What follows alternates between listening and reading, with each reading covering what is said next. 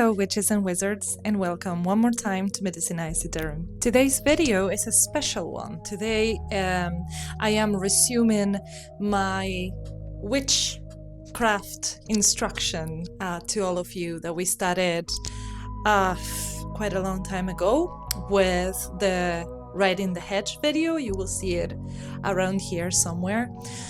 A lot of you appreciated that video. It went quite viral, if I can say that. It's one of my most viewed and commented videos, and I appreciate all of you who have been commenting and doing back and forths with me on that video. So today I wanted to expand on that and keep on talking about witchcraft lore or witch folklore. And in this case, I got the subject of the witch's mark, which is incredibly interesting because I think the witch's mark talks about the beginning of the work and why do we call ourselves witches and why do we follow the path of witchcraft. So today I brought my notes and we're gonna talk a little bit about the witch mark, sort of like on the historical records, on the witch huntings, and then we're going to talk about it a little bit more symbolically and psychologically. What does it mean to be witch marked? So I hope you enjoyed this video. Let's get right to it. Okay, so the witch's mark is where folklore, fear, psychology, and esoteric interpretations all overlap. It's a symbol. The witch's mark is a symbol. It's history, is psychology, is fear-mongering, it's all at the same time, and that's why it's such a powerful subject and such a powerful concept. There's a historical layer to it, a folklore narrative, a symbolic reading, and a modern esoteric extension to draw from this concept. So, to begin with, what was it like to carry the witch's mark in folklore? So in early modern European witch trials, because they're relatively modern, the type of witchcraft that I want to say I practice or that I am trying to learn is ancient witchcraft. It's not medieval, it's not from the witch trials, which is a lot more modern. It's very, very old. So the trend that I practice and that I cultivate is before civilization even, has its roots before human settlements and civilizations. But to talk about the witch mark, we're gonna have to start in relatively modern history, in the European witch trials. So the witch mark was treated as a physical evidence of contact with the devil. Why? Because the demonologists and the witch hunters believed witches bore a hidden mark or spot on their body where the devil had signed them after a pact. And what was the mark in practice? It was either a mole, a scar, a birthmark, or an extra nipple, which is called the witch's teat. A numb area as well, so it will be a part of the body that they will prick with needles, and the witch wouldn't feel pain in that place, or a place that wouldn't bleed or feel any pain. So if you had this type of thing in your body, or either they will find it or they will create it for you if they thought you were a witch. The definition of the mark was never stable through history. It was interpreted into existence through fear and torture logic. If we think about it, the women that confessed to be witches in the witches' trials, maybe they were, but they were definitely not doing the things that they confessed to be doing. There was a lot of psychological torture that happened to these women, and they were forced to say certain things, even if they were healers or herbalists or real witches that were doing real rituals. Still they were forced to say what the demonologists and the witch hunters wanted witchcraft to be like, and witchcraft is, we know that witchcraft is not that simple. Witchcraft is not just making a pact with the devil and torturing creatures and doing blood sacrifices. And even if you do even if you do blood sacrifices or any type of sacrifices, and if you do have contact with the devil, if you do practice with those spirits, if you do baneful magic and harmful magic and curses and hexes, even though it is still not as simple as they were making it to be, right? On the witch trials, when they were saying the type of things that these women were doing. Witchcraft is such a complex intricacy of knowledge that it's very difficult to reduce it to only its practices, because the practices have a meaning in context. And when you don't bother learning the context is when you make mistakes. And when you create these stories of what the witches must be and what they must be doing. And this is a subject that I want to talk about in another video, really, because it's about projection and scapegoating. To not see the demonologists, which were usually Christian church, to not see their own shortcomings and shadows. They projected it into the figure of the witch, and they needed a scapegoat for the things that were going wrong. What were the things going wrong? People's cattle were dying, people were suffering from disease, illness, plagues, and all of this was due to a system that was failing people, just the same way that our current system now, capitalism, is failing us. But in this case, they were trying to blame those problems onto the witch. The cows die, the people get sick because the witch has cursed them. And even though if in some cases that was true, and they were cursing people, you cannot blame a general hygiene and health issue and economy issue into a few magical women. So scapegoating and projection, subjects for other videos about education on witchcraft and what the figure of the witch is for the future. So yeah, the definition of the mark was never stable. It was interpreted into existence through fear and torture logic. Why were witches marked by the devil?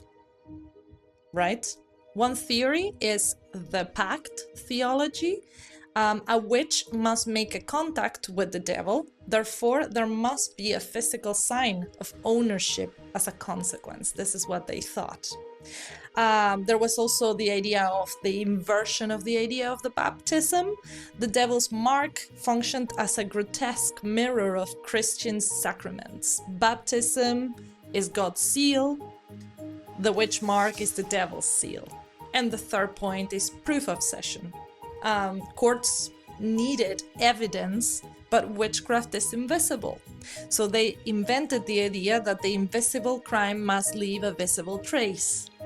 This is why the witch's mark becomes so culturally powerful, because it turns metaphysical fear into embodied evidence. It basically, what this means is it turns an idea, I don't want to say just an idea, it turns a panic and it turns it into an embodied person. These fears that we have are this person because they are marked. I had a friend the other day that told me that if you had marks or moles in your fingers, then you're a witch. So we were looking at our finger marks and little witch marks there. I don't know if you can see it. Damn.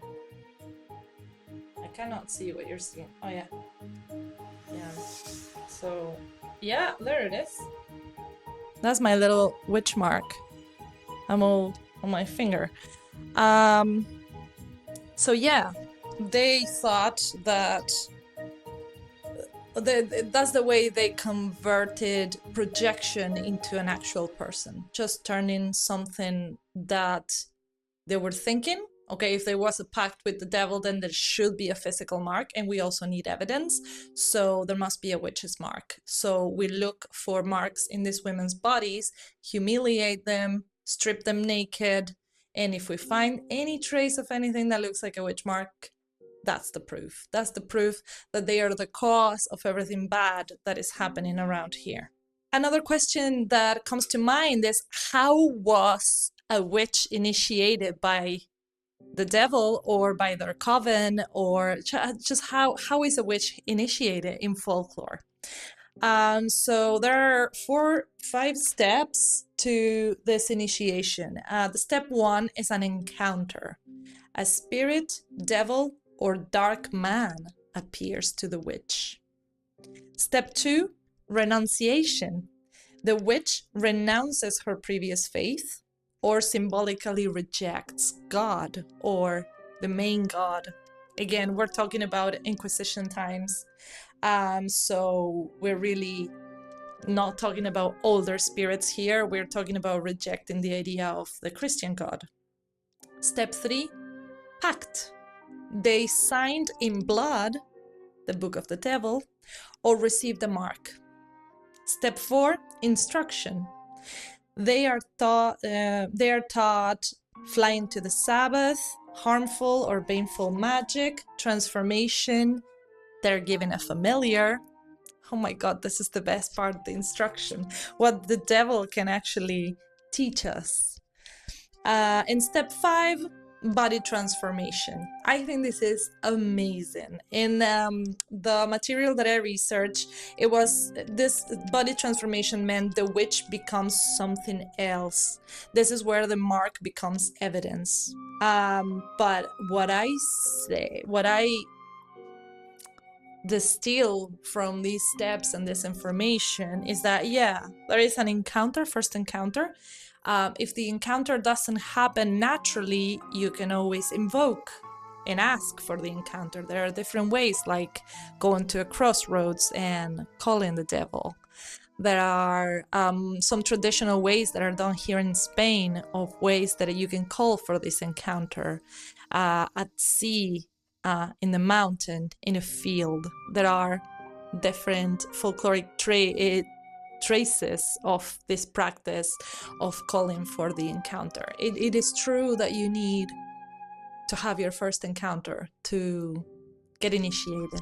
Otherwise, you're just circling. So if you haven't had your encounter yet, keep going, keep looking for it. It will happen when it has to happen. It will happen when it should happen naturally and when you're prepared.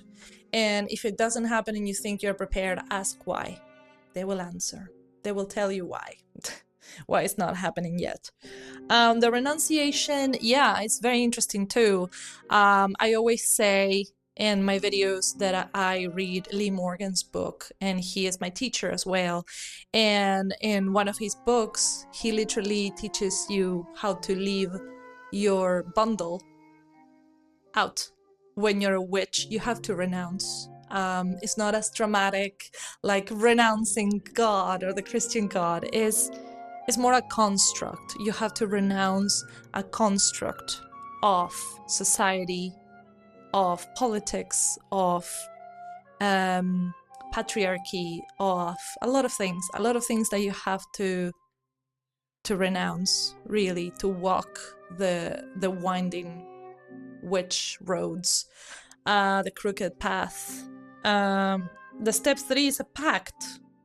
Okay. In this case, the pact could be signed with your coven.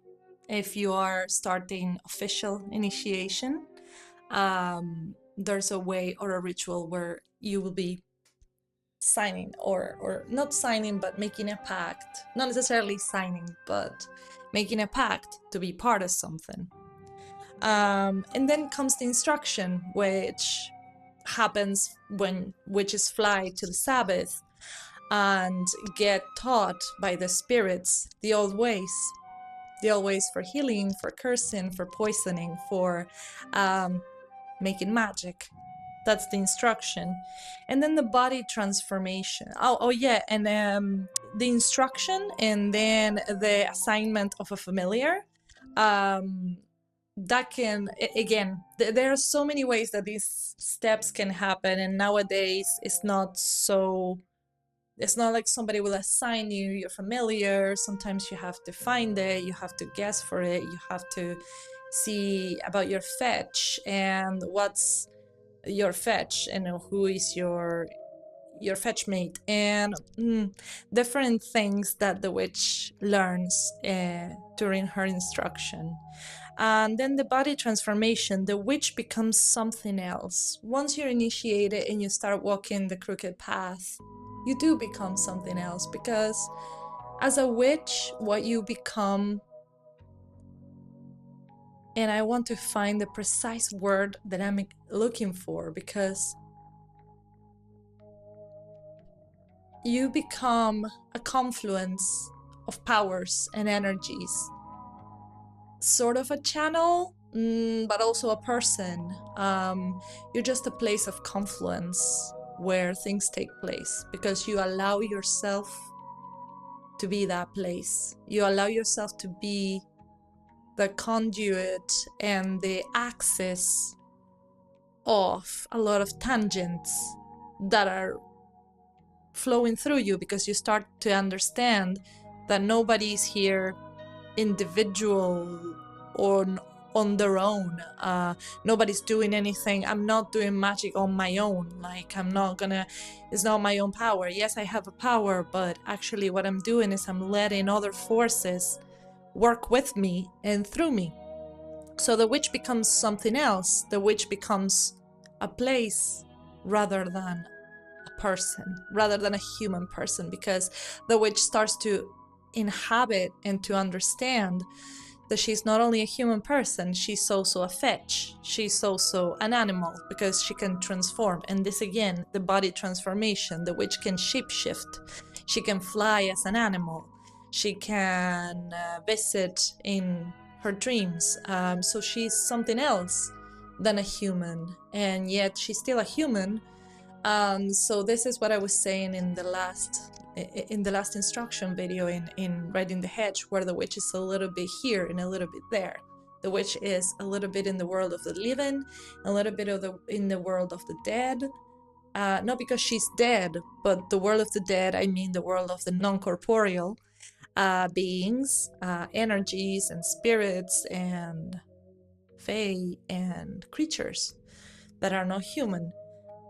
So the body of the witch does transform sometimes. Sometimes when we say body, we mean bodies. If you know something about Hinduism or yoga, since I'm a yoga teacher, I will go to that reference always, which is the koshas, or the bodies that we have. Our physical body, our astral or energetic body, our mind body, our spiritual, our knowledge body, and our spiritual body, right? So body is everything. Body is kosha. Body is the transformation of the body, means the transformation of the bodies of the witch. So that's when you start integrating the different spirits that work with you, your familiar spirits, your ancestors, your good ancestors, your witch ancestors, people that came really long time ago, a very, very long time, since the beginning of humanity. So we are really, and I still can't find the word, which means we're a confluence point. We're a confluence of so much history, so many people, so many spirits, so many beings happening. We are happening. It's just, we are happening. We are not a defined thing. We are just happening. We are an event of energies. And with that in mind, that means that we can change at any time. We can change what we are at any minute. And it's more difficult to believe and to realize than we think, because you can change at any minute, but at the same time, you have so many programmings and so many limitations that you actually can't. You can try to liberate yourself from those programmings until you realize that you are able to really change who you are completely once you decide that the happening is going to happen in a different way. This is very complex, and I wanted this video to be very short, so we're gonna move on. So yeah, the witch, the final step for the witch is that it's the body transformation. The witch transforms into something else. Although all of this is largely demonological imagination, built on fragments of folk beliefs, not a literal initiation system used by real communities. But since we have it, we can still draw a conclusion and a parallel. Another aspect very interesting about the witch mark is witch marking others, or inoculation magic. On a first step, cunning folk, which is what witches were called in Europe. Cunning folk in Europe were believed to bless people, remove curses, turn back witchcraft, and protect against evil influence. If you're a witch, then you know what's going on, and then you can help. The counter magic, the second point, is the counter magic imprint. Protective charms that can transfer spiritual protection to others, make someone invisible to harmful forces, and align them with protective spirits. The third one is the logic of contagion. In folklore, spiritual power often works like infection, smell, heat, or imprint. The witch has a liminal body. The liminal body is not fully legible to spirits, so the contact with the witch partially transfers that liminality. Okay, so this is very complex, really. It is said that you can protect people in your house as a witch, and you can protect people in your family, and you can protect children from witchcraft and from evil spirits by inoculating your own power into them. There are different ways, like I just said. You can use your blessing, you can spot a curse and remove it, you can turn back witchcraft, and you can protect against evil influence. You can use protective charms, and I think it's super interesting that you can make someone invisible to harmful forces, because if those people that you're protecting are bound to you, and you're a liminal being, like we were saying before, that the witch is a liminal being, then that some of that liminality transfers onto them. And they say if you are part of the spirit realm, it's like you can't be blindly influenced by it. So what you do is you make them part of that, so that they are recognized as kin by the spirits. It's very interesting. I think inoculation magic is a very important practice and subject to talk about another time as well. So to make a little synthesis of the witch's mark as a subject, we are going to talk about the different levels. Just a recap. There's a historical layer.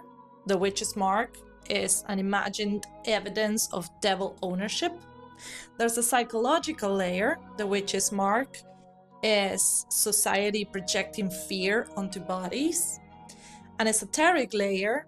The witch's mark is a symbol of a threshold identity between seen and unseen, what we were talking about, being a little bit of something else, being a liminal creature. And as a conclusion, if the witch is already partially belonging to the unseen, then contact with her may temporarily alter someone's visibility within that system as resonance. And to deepen a little bit more about how being witch marked feels or what it means in our modern life, beyond having some sort of mark that can be proved as a witch mark, what it means to be witch marked, to me, in my understanding, is to be marked as different in some way. You can be different physically, you can be different psychologically, emotionally, energetically, spiritually. Whatever you feel is calling you to witchcraft is your witch mark. It's the thing that makes you stand out, be different, and sometimes be an outcast. Many people with neurodivergence or physical differences or different abilities can be shunned in society for being different. And sometimes you don't have any sort of physical trait that differentiates you from the rest of the people, but you do have this way of seeing the world and this question to yourself of, does nobody understand me? Like, am I an alien? Am I crazy for feeling this, for thinking like this? Am I crazy when everyone goes after this and I want to go the complete other way? What is wrong with me? Why am I different? And all these questions are witch marks. And I think it's very telling once you allow yourself to follow your witch mark. Okay, if everyone is going this way, but I'm gonna go the other way, and I'm just gonna go, because when I go that way, I will encounter my master. I will encounter my spirits. I will encounter my ancestors talking to me, my familiars. That's the path. That's the narrow, crooked path, the thorny path of being true to yourself. And you will know when you start walking the path, because everything will suddenly make sense and everything will align. You can go through a lot of different spiritual practices because you might be naturally a spiritual person if you're witch marked, and you will try different things and nothing will really make sense until you start discovering that the actual spiritual path doesn't start by learning something outside. It starts by accepting a lot of the things that make you different. It starts to accepting your witch mark without fear, without embarrassment. Proudly accept your witch mark and be different and be yourself. And when you start trying to do things your own way is when the witch path will come to you, and your teachers and your masters and your companions will come forward, and then everything will be like, oh, this is exactly what it always should have been. So I really hope that you find your witchcraft and that you find your witch mark and that you follow it. If this video inspires you to